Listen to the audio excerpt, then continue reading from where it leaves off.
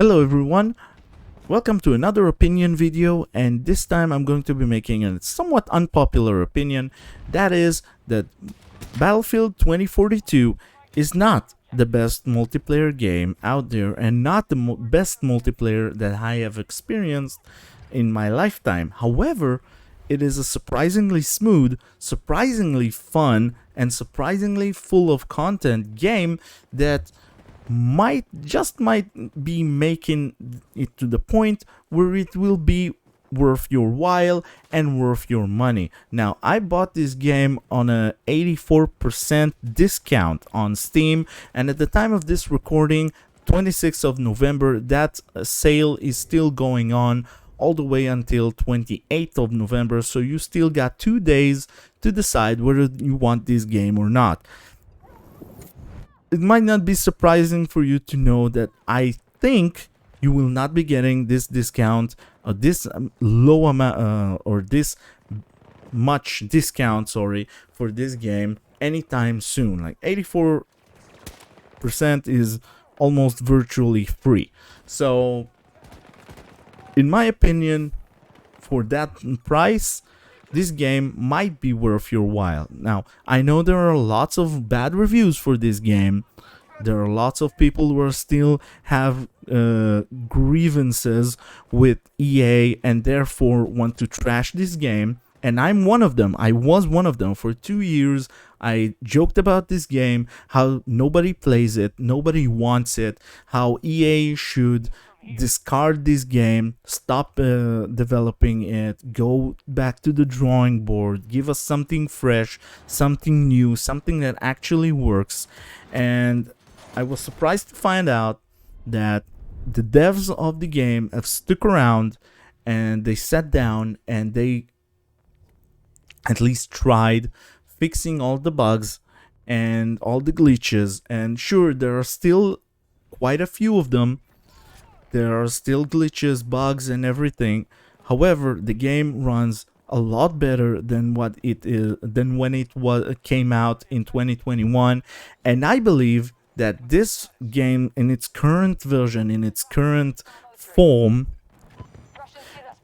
is the game that EA originally wanted to release back in 2021. This is the version of the game that they should have released back in 2021. So if you got a few minutes to spare, that I'm going to chop your head a little bit, and I'm going to tell you why you might want to reconsider buying this game. Okay, so I'm going to go quickly on both player side issues and server issues that I thought that I'll be dealing with when I bought the game. My PC is mid-tier, not high-tier. It's a 5-year-old PC. So as you can imagine, I thought there will be a lot of issues running this game, and I was surprised to find out that my PC is able to handle this game even on high quality or high texture quality with shadows, lighting, and all these effects. It is able to render them and handle the game in a surprisingly decent manner. Like, I don't know how many frames I'm getting here right now in what you're seeing, but I assume to be more than 30 frames per second, and I'm fine with it because I'm used to games where, like for instance in Arma 3, the most that I get on Arma 3 in the normal mission that I play there is about 40 frames per second. So me having 50 frames per second in a multiplayer game is great, and it is far better than what I got in Call of Duty Modern Warfare 2. So I'm okay with this, and I'm surprised that my PC is able to handle this, but I'm surprised for the better. And now in terms of server issues, I have encountered none. Like for instance in Call of Duty 2019, 2022, I have friends who bought 2023. We all talk about server issues, lags, packet bursts, packet losses, things like that really hinder your game. You're like running and you're lagging, and it's not supposed to be that way. We're in 2023. People have internet connection of up to 100 megabytes, even more. I have fiber optics in my apartment with up to 500 megabyte download. So I'm not supposed to be having any issues with my games, and in Call of Duty I had a lot, but here I was surprised to find out none. The game, as you can see, runs smoothly. This is recorded from a multiplayer game, and the game runs smooth. There's no lagging, there's no issues, nobody is stopping, nobody is breaking, nobody, I don't know, having lags that prevent him from enjoying the game. And I was really surprised because I thought if Activision couldn't fix it, then EA would probably not be able to fix it as well.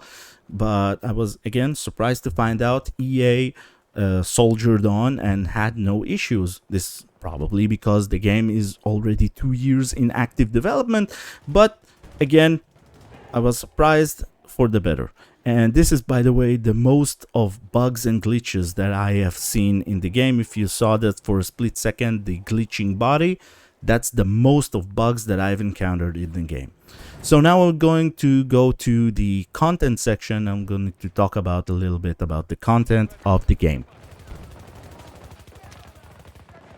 Alright, so in terms of how much content this game has, the amount of content is very good. Like, for instance, you have maps.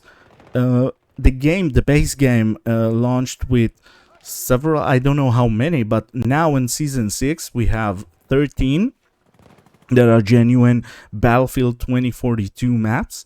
And you might think this is low, but consider the fact that most of these maps, like you're seeing here, are for both team deathmatch and rush, like close in 32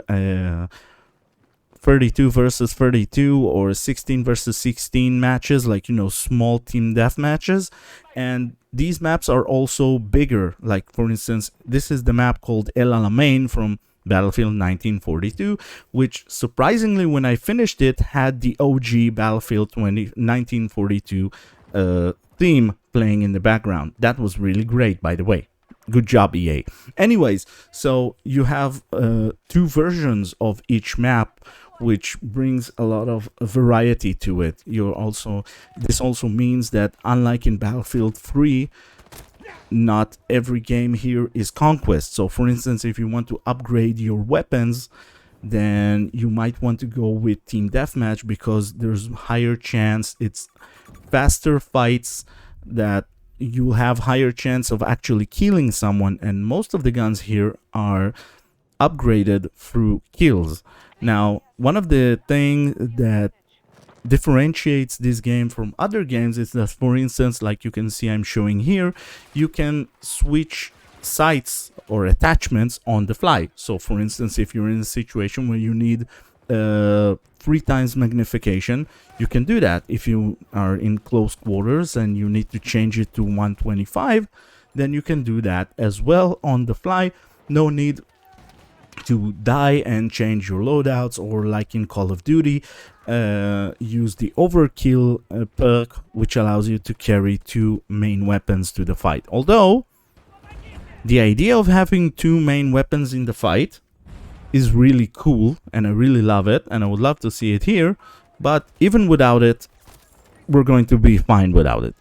Anyways, so there's a lot of weapons to explore here. For instance, you got weapons both from Battlefield 2042, you have a few from Battlefield 3, a few from Battlefield Bad Company 2, and you can also play up with those eras, like, for instance, a match between Battlefield Bad Company 2 era and Battlefield 3 era, for instance. That's great.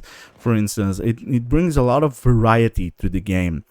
Plus, some of the characters of Battlefield 2042 look like joke. They look like a joke, okay? So, if you want the OG Battlefield 3 characters and models, you can do that. That's great. And you need to actually grind each and every weapon for their attachments. That's also great. And there's a lot of stuff for you to unlock, a lot of stuff to uncover, lots of maps to play on, lots of vehicle types to drive in. For instance, in a match that I played here in the Battlefield 1942 era, I actually drove a Panzer IV in the desert. That was great. And in the same map, I can later on drive a T-80 against Abrams tanks with F-18s flying in the background. That's great. It gives me the ability to play this map with different weapons and different vehicles and sort of do a mishmash and mix and match like for what I want essentially. It enlarges the more eras you bring, the more content you bring and the more fun you have with the game. It gives you a lot more variety and a lot longer shelf life in the game because you're no longer stuck with just one era, but you can play several in the same game. That is neat, and I would like to see more of it in the future. In fact, I think this is the prime advantage Battlefield 2042 has over Call of Duty. Instead of Call of Duty and Activision looking at Battlefield 2042, the portal, seeing how in one game you can put several eras in order to diversify the eras, the maps, the weapons, they thought they're going to continue releasing game after game after year for $70, and they thought this is somehow better. So to me, this is the better model. Make one game and add on to it with different eras, diversify your content, make it bigger, make it better, make it more eras, a lot more, and it simply makes the game 9 times more interesting, in my opinion.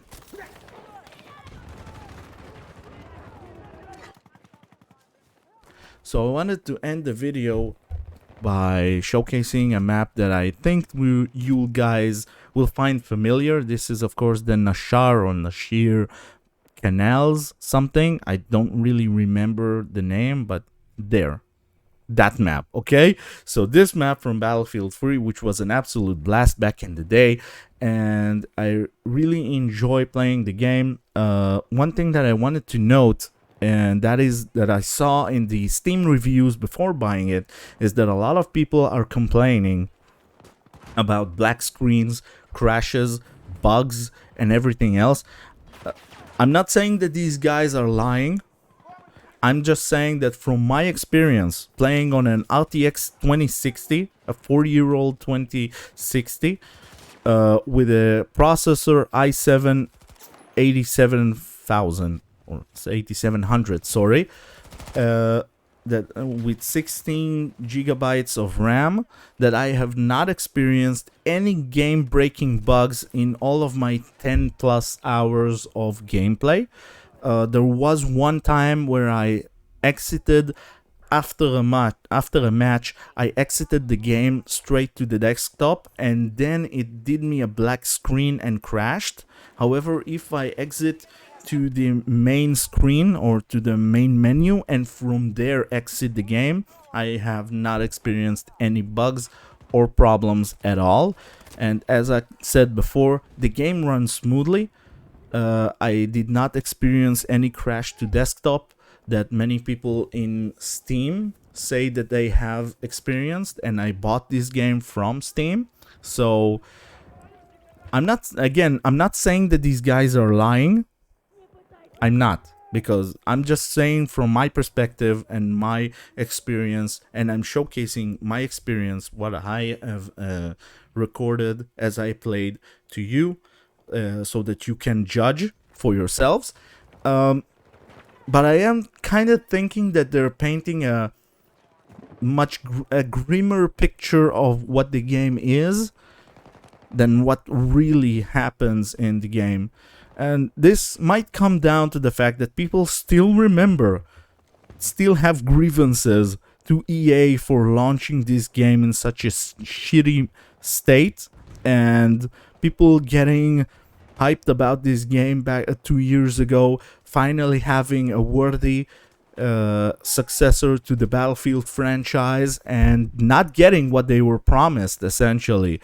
But again, the devs, they stuck around and they fixed a lot of things and they added a lot of content. So I think, in my honest opinion, that for 84% off, this game has reached the age or the maturity where it is worth your money and it is worth your time and attention. Okay, so this is again my opinion, because it says in the it says in the title, this is an opinion video. Tell me what you think about it in the comments, and I will see you there. So this is the end for today. Goodbye.